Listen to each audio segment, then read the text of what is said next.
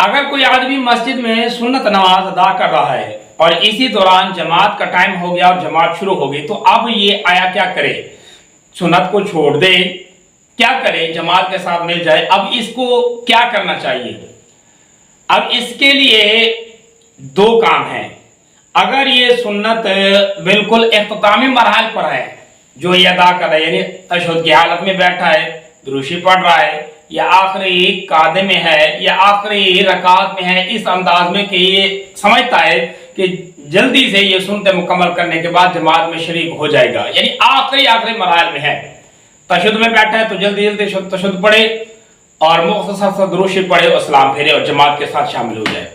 या आखिरी रकात में है और रुकू में है या सजदे में है तो जल्दी जल्दी अपना ये रकात मुकम्मल करे और जमात के साथ शामिल हो जाए।